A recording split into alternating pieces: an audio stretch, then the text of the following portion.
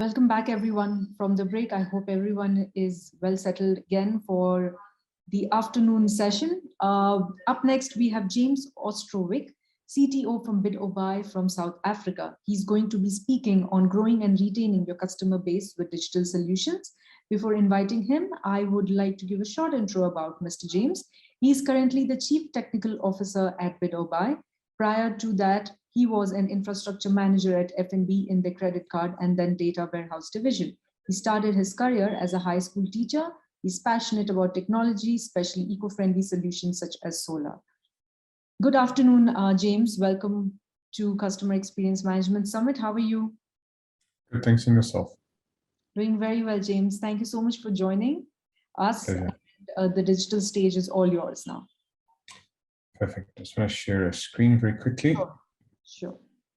So what I'm going to be speaking about today is just basically about some of the solutions that Bidorbuy came up with over the last couple of years since I've taken over to try and just grow and retain our customer base. So when I joined the company in 2018, we were sort of heading towards a bit of a stagnation period, and we were starting to see a bit of a drop-off in our customers. And we decided then at this point it was probably a necessary thing to refresh and update our website. There were some technical challenges and some changes that also went on in the background. I'll cover those as well. But I think probably the most striking thing was definitely the visual difference between our old website, which you can see now, versus our new website, which is that one. So there's a very, very marked difference in terms of layout, user experience, branding. So there's a massive, massive change that we did. And yeah, it wasn't always the I would say the best feedback that we got from all of our customers, but overall it was a very, very positive change that we had. There were some significant differences that also went on, not just in the foreground, so the visual impact, but there was also some very, very significant differences. So one of the big things that we did was also the rebranding of the company, in trying to move away from the focus on the auction and the kind of brand awareness that we had. We were trying to move into more of a what we call like a non-auction products. So most online e-commerce sites in the country don't have that as a kind of market differentiator, and that's one of ours, is the auctions, but it has never really, not for the last 10 or 15 years, has it been the primary focus of the company. You know, we make probably about 80% of our business is from what we call buy nows, which are traditional, purchase a product and carry on. But yeah, it is something that we desperately needed to do. So one of the other big changes that we made as well was around images. So we noticed that our website wasn't terribly responsive all the time. And what we discovered was that the CDN provider that we were using, which is a company, not a very well-known company. I think a couple of people have used it, but they're not as well-known as some of the others. And we found that we weren't using it in the most optimized way. So we spent about 2 months working on that, re-looking at how we did uploads of images, how we processed them, and also how we actually displayed them to the end users. So we had a good look at some of the tools that they had available, which they'd updated recently, and we then proceeded to make some significant changes on our end. What we managed to do was, initially we cut some of the page loads on our site down from around 6 or 7 seconds down to around 2 to 3 seconds. So we literally halved the site loading by just optimizing some of the larger images, particularly in things like banners and sliding banners. So those were the worst. And what we noticed was that there was no visual difference. We did A/B testing with a couple of clients, and there was actually no discernible difference between the images. So it made a huge difference of cutting down images that were previously over 2 megabytes in size right down to under 200 kilobytes. It made a huge difference. We then also looked again at some of the ways that we were using this tool, and we found that we were often duplicating images. So we found that we were also utilizing their services in the wrong way. where we were storing a lot of images, we were duplicating images, we had a lot of bandwidth being used, and we managed to reduce that as well. And that actually, not only did we improve the performance of the website, but we also managed to do a cost-cutting exercise and reduce our monthly billing by nearly 40%. So that also made a huge difference. One of the other things that we did as well was that in terms of the technology is our backend. So we had previously we used to use a lot of EFT or bank transfer payments.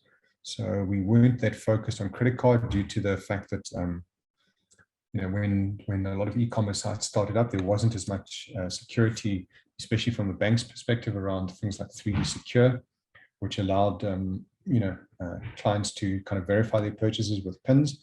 And that had persisted through our site for a long time, and we just never actually gotten around to changing that. So last year, one of the big projects as well was to, in the back end, change the way that we were working with credit cards and try and improve the process and speed it up by reducing the number of steps and also reducing the complexity for sellers to accept credit cards. And that has also made it, you know, we've seen a great uptake of where we were primarily focused around 80 to 85% on EFT or interbank transfers. We're now seeing that shifting more to credit card. We've already seen around a 50 to 60% improvement in the number of people using credit cards to transact on our site now by making those small changes again.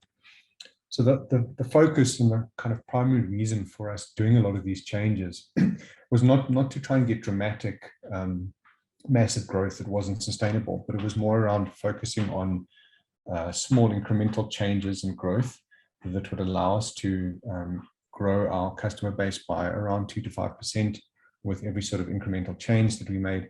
And that is what we saw. We saw small changes, but they made a big difference. Another area that the tech team got involved in quite heavily was around our marketing. So previously we had a very, I would say, complicated process around getting emails out to clients. It was often that we would have to get tech involved. They would have to build a template. The marketing guys would give us the content that would be inserted, and then we would add in the additional parameters, things like name and surname, email address, that would then get populated into the email. That also changed. We switched to another mail provider that gave us the ability to give the marketing team more power, and they were able to then create their own templates, insert the fields, and just make it a lot easier for the marketing team to work on things. That was also a massive change, and also very well received by our clients, that they were getting more feature-rich and more personalized emails that weren't as you know, generic as they had been. We also then engaged with a company called Insider, and I see they are one of the sponsors. They then we started to implement one of their products, which was particularly the push notifications.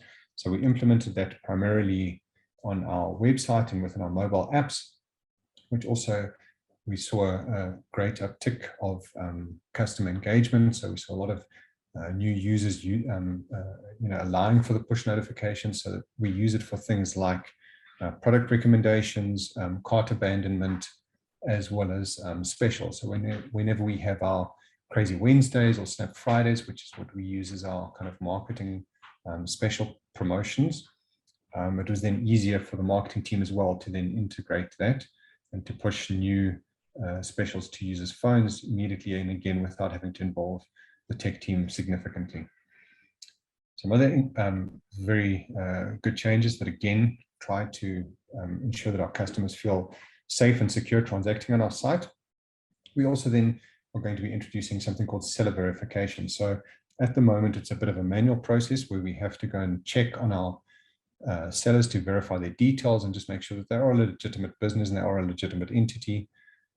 So we often ask for things like proof of residence, proof of banking, but it's a very, very difficult and tedious process. And often we have pushback from sellers asking why we want all this personal information, and it's purely to protect our customers.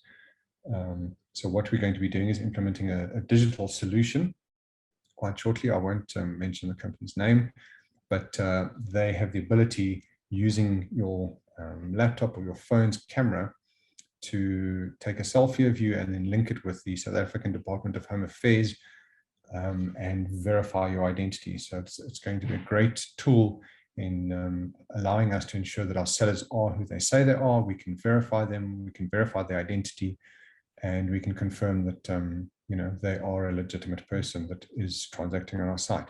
We probably won't implement this for buyers, because obviously it's a little bit of a I would say some people might see it as a privacy invasion, but it's not. We don't store the data, we don't retain it. We simply verify who they are and then just have a flag to say that they are now a verified seller. So it's a very, very exciting direction, and I think it will also give our buyers a lot more confidence in our site, and knowing that the sellers that they're buying from are not fly by night and scammers that are going to try and rip them off and steal their money and run.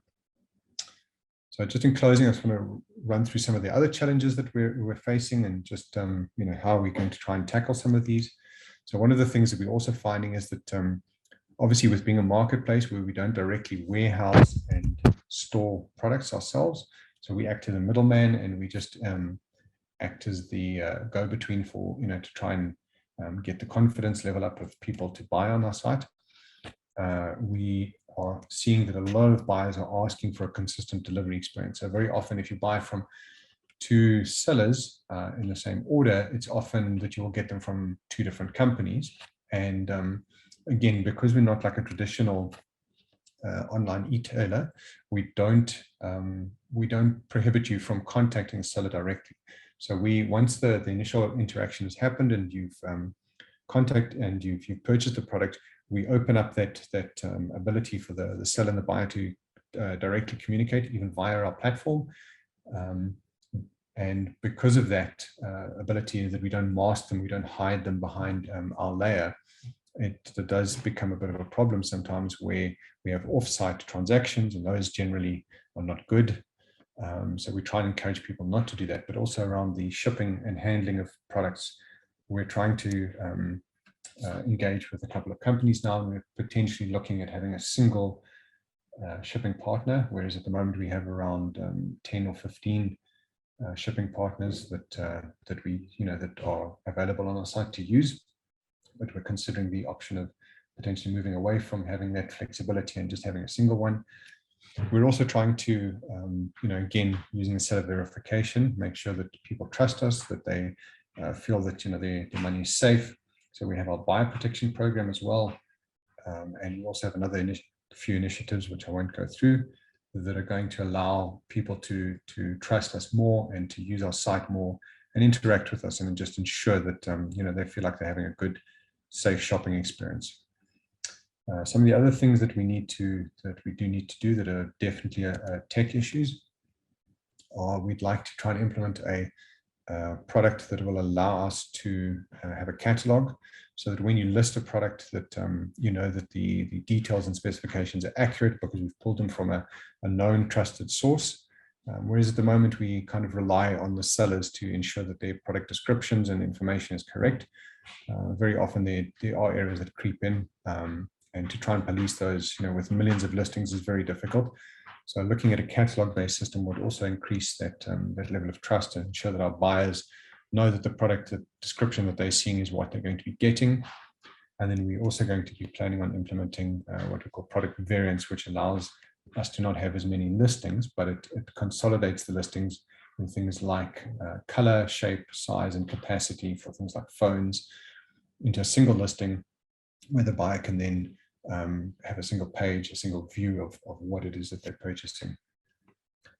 So those are just some of the ways that we've been working on our site to try and improve that customer engagement, improve that customer trust. And all of these are purely on the tech side, the digital solutions that we've implemented over the last 2 years. And there's some very big changes that are coming along. And we hope that we're going to be able to grow at the current rate that we have been. I think that the company's been around for 20 years. It was one of the first e-commerce sites in the country. We were just beaten to the punch by a few months by another company. So we have been around a long time, and we intend to stay around for a long time as well. Thank you, Pooja. Sorry, I was on mute. No problem. Sorry, there are a couple of questions that's coming in. Of course, you have mentioned about the entire redesigning of Bidorbuy. How are you? And also about the challenges that you're facing and how you're overcoming it. But then there are certain things that they want to know is about the shipping costs, shipping reliability. The delivery costs are often pricey and couriers are never consistent. And these are the challenges that's being faced in South Africa from a very long time. And sometimes deliveries are super fast and other times it's delayed indefinitely. So because like how we mentioned in a panel discussion, we had discussed it with Massmart and the others, the other e-commerce companies about the same challenges, about the shipping cost, reliability, if it's on time, how are they giving their customers the best of experience with that? So how are you dealing with that as well? What is your take on it? So like I mentioned, we're looking at trying to potentially move to a single shipping partner where we can have a consistent delivery experience. So where we'd be able to, have direct, a direct relationship with one company, which means that you get a consistent experience, that you know where your shipment is coming from, that you're not going to get a kind of two different shipments at two different times on 2 different days. So we're looking into that. We haven't yet made much inroads in that, simply because it is a very complicated issue, and obviously there's some financial considerations that we need to look at. So a lot of the e-commerce retailers, so for example, one of the big ones in our country, a company called Takealot, they went out and purchased a delivery company themselves, and they rebranded them as Takealot. It was a company called Mr. Delivery, and they still branded as Mr. Delivery. It's a little bit confusing, but they actually, it's one company. But they went and bought them simply to fix that problem. For us, that isn't really a consideration. If we look at the realities of doing something like that, we're talking around the sort of $8 to $10 million US mark to buy a company of that size. Yeah, so it wouldn't be a small purchase to buy a majority stake in a company. And then, we've got the additional complexities of having to deal with additional staff and, vehicles, and it's just not our core business. And it's not something that we would want to do. So I think our focus would rather be looking for a stable, reliable partner, let them manage that side of the business, and we just manage the interaction between us and the site. One of the other things, that we've done as well is that we've also tried to improve things like tracking. So we have a lot of tracking emails. We have the ability for the sellers, once they've booked a shipment, they can then put the tracking number in. The buyer can easily go into their account, look at the tracking number, click on a link, go to the tracking company, go and see exactly what's happening.